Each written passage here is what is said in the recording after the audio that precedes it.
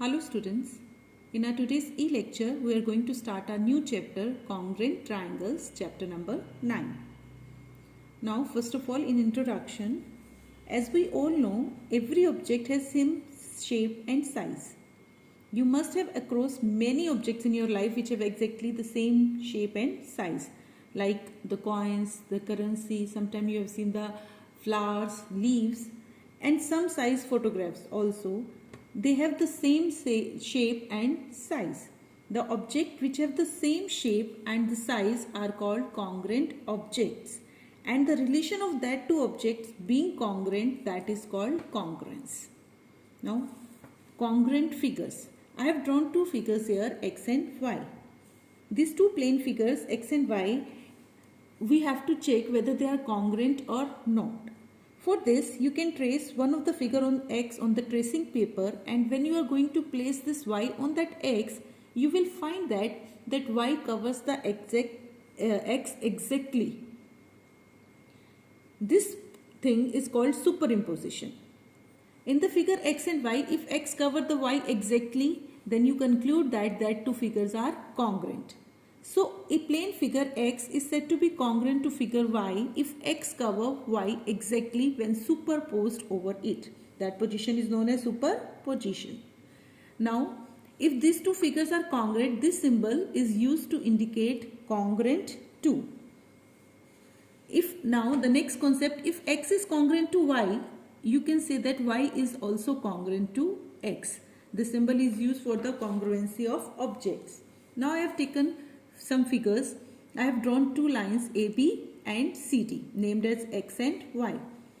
If they are superimposed each other, they have the same measure, same length, then these two line segments named as x and y, they are congruent to each other. X congruent to y.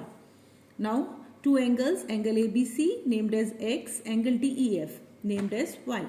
The measurement of x is not equal to y. The y is greater than x. So we can say that when we are going to superimpose these x and y, they will not cover exactly. So x is not congruent to y. Here I have taken two square named as again x and y. If they have the same size, same side length, these two squares, they are congruent to each other. They are going to place, if I am going to place x over y or y over x, they have the same shape. So they are congruent to each other. But in this figure, the circle x and y, they have the same, not same size.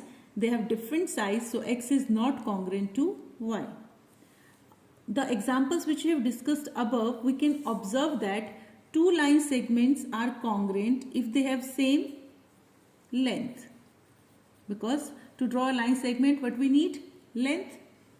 Two angles are congruent if they have same measurement, have the same measure. Only then they can superimpose each other, and then they are congruent to each other. Now two square, if they are congruent if they have the same side length. If the side of both the squares are same, only then in that condition they have the same shape, same size, and they superimpose each other. Two rectangles are congruent if they have same. What we have in the rectangle? If we want to draw a rectangle, what we need? Length and breadth. So we need the same length and the breadth of both rectangles. Length and breadth. Now two circles are congruent. What we need to draw a circle? Either radius or diameter.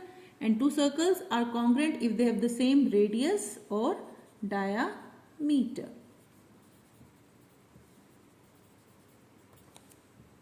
Now the next topic is congruence of triangles. As the chapter name is congruent triangles, so we all should know how to prove the triangles congruent.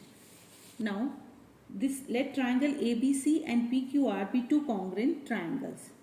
Superpose ABC triangle on PQR so as to cover it exactly to show that these two triangles are congruent.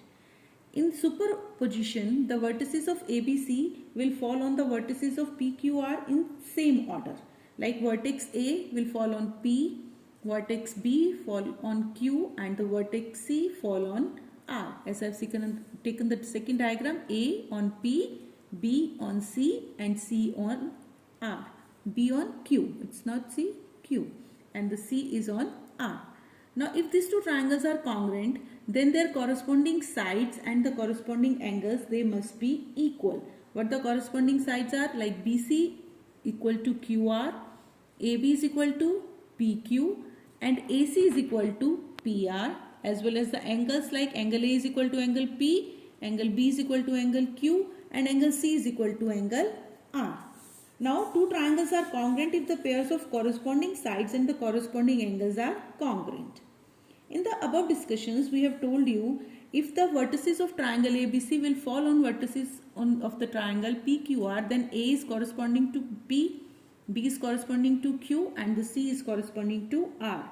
But there can be other matching possibles between the vertices of two triangles. Like I have written down, the first I have taken as same as we have discussed. A is corresponding P, B to Q, and C to R. In that case, the triangle ABC correspond to triangle PQR. A to P, B to Q, and the C R. Now, if A is corresponding to Q, B, R, and C, P, then the ABC congruent triangle is congruent to QRP, because A is corresponding to Q, B is to R, and C to P. And if now A to R, B to P, and C to Q, then the triangle ABC congruent to RPQ. If A to P, B to R, C to Q, then ABC congruent to PRQ. A to Q, B to P, and C to R, then ABC QPR. If A corresponding to R, means the vertices A fall on R, B on Q, and C on P. In that condition, ABC corresponding to the vertices of ABC corresponding to R, Q, P. Now, thus the order of the letter in the name of the two triangle is important. If you are taking this ABC congruent, like I taking one example, ABC is congruent to now the name of PQR. Fine. Now the measurements, agar if it's 3, it is 3, it is 4, it is 4, and this 5, then 5 only, then you can say AB is equal to PQ, BC is equal to QR, and AC is equal to PR. The measurements are given to you. Then triangle ABC congruent to triangle, which side is equal to AB? PQ. Which side is equal to BC? QR, this QR, and which side is equal to AC? RP. In this way, it is very important to write the name of the corresponding sides, according to the corresponding sides, the name of the triangles. So two triangles are congruent, then they are matching or the corresponding parts are equal, and if the corresponding parts of the two triangles are equal, then the triangles are congruent. One example I have taken, this triangle ABC and FDE. Now the measurements are given 60 degree, 40 degree, 60 degree, 40, 4, 4, 3.5, 3.5, 3 and 3. Now angle B is equal to angle D, angle C is equal to angle E, AB is equal to FD, BC is equal to DE, and AC is equal to FE.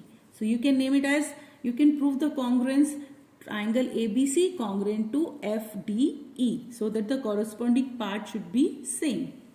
Now next, the conditions for the congruence of triangles. It is necessary to verify all the 6 conditions to establish the congruence of two triangles. But it is not necessary that all the conditions should hold good. The least number of conditions that are sufficient to establish the congruence of two triangles are: first condition SSS. S stands for side. Side, side, side. When the measure of 3 corresponding sides are equal. My dear students, after proving the triangles congruent, you can say the 6 parts. All the 3 corresponding sides are equal to the other corresponding side of second triangle, and all the angles are equal to the corresponding angles of the second triangle. But to prove the triangle congruent, we need 3 things.